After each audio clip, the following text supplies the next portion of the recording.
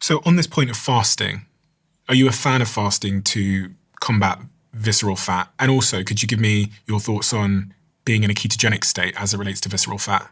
Yeah. People, when they think about intermittent fasting, they kind of think about, one thing, and they think about weight loss, right? But there's a lot going on here, and I like that you mentioned being in a ketogenic state, because there's also a metabolic switch that happens. This metabolic switch from burning carbohydrates and glucose to burning fatty acids and getting in ketosis, right? That's a metabolic switch, and it's very important. There are two different things happening here. But intermittent fasting is essentially a good tool that people can use to reduce their calorie intake without having to count their calories. That's why I like it. You can lose weight by counting your calories and reducing your calorie intake. I personally think that's a lot of work. Some people love doing it, and that's great. I think whatever works for a person. But the way in which intermittent fasting helps people lose visceral fat is by reducing calorie intake. That's what I'm getting at. It's like a tool that some people like to use, because I like it, for one, because I can not think, I'll skip one meal, making sure I get enough nutrients in the meals that I eat and protein in the meals I eat. But I'll skip a meal and it gets me in a caloric deficit without having to think about and count everything. So it's easier on me. To fast Versus counting calories. And yes. how do you do that? I like to fast in the morning. And the reason I like to fast in the morning is for the exact reason you mentioned.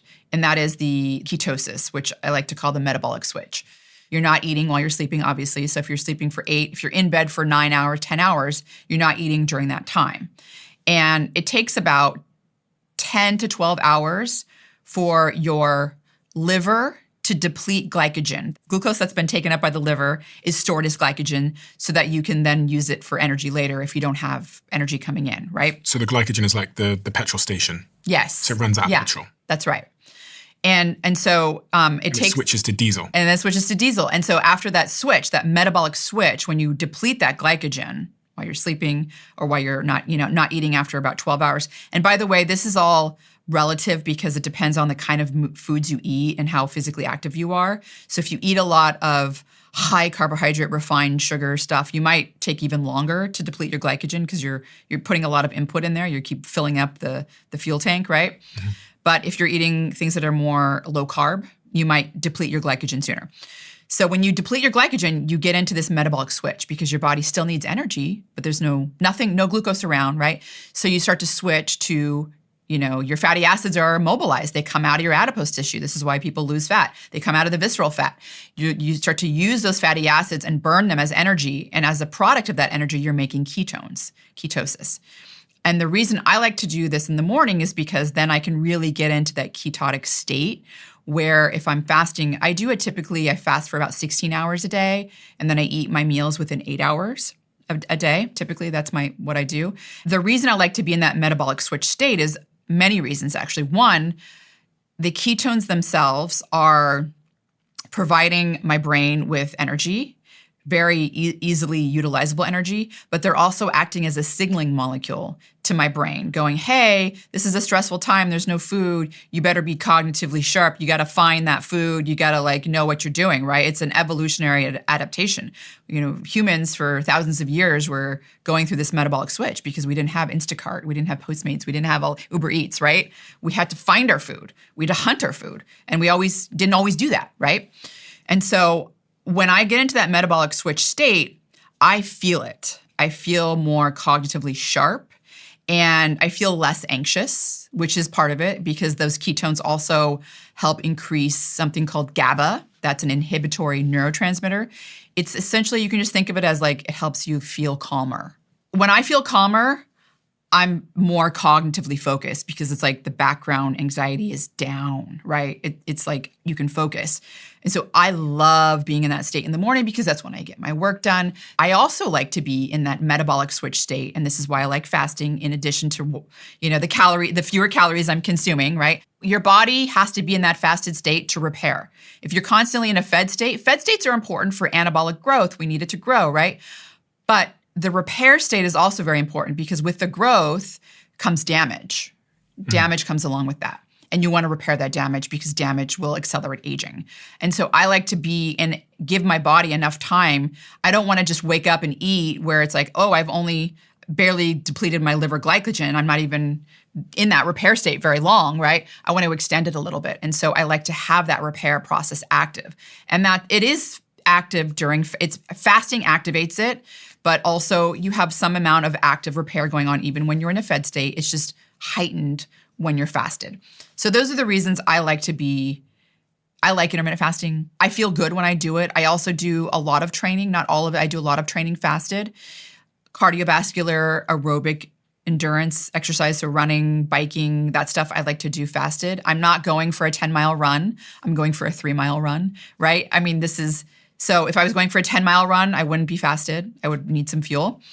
But there are studies, multiple studies showing that if you do aerobic endurance training, this kind of running, cycling, swimming type of training, you actually have better adaptations if you're fasted versus fed. What does that mean?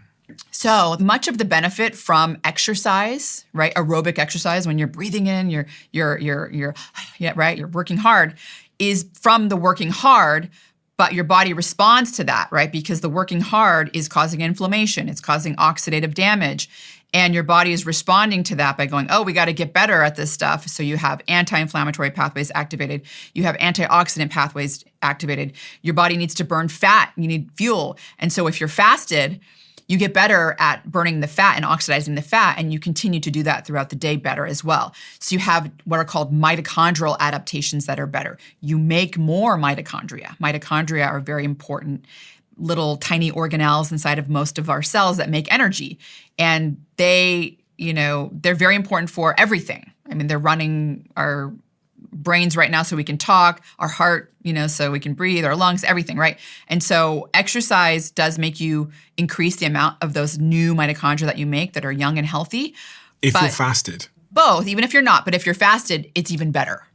This has been a big debate around whether this applies to both men and women. Should both men and women exercise fasted? This is my read of the literature and my thoughts on this from also having experts that have studied male versus female responses to exercise. First and foremost, how do you feel when you exercise fasted? If you feel terrible, that's a sign. I think listening to your body is the most important thing that you can do. There are times when I have to eat before I exercise, and I listen to my body. That's it. I'm going to eat. When it comes to women versus men and doing exercise fasted, it also depends on, are you doing a 30-minute run? Are you doing a 2-hour run? If you're doing a 2-hour run, you need to fuel. That's a lot. That's a big stress. When it comes to a 30-minute run, you don't really necessarily need to. Now, the problem with women is that they're often, if you're in too much of a caloric deficit and you don't eat enough food within, afterwards, you're not refueling enough, and you're doing very, very long, high volume types of exercise, then you can basically disrupt your, some of your hormones, your follicle stimulating hormone, luteinizing hormone. These things will make you become amenorrheic. So you basically stop ovulating and you stop getting your menstrual period. And what's the evolutionary reason for that?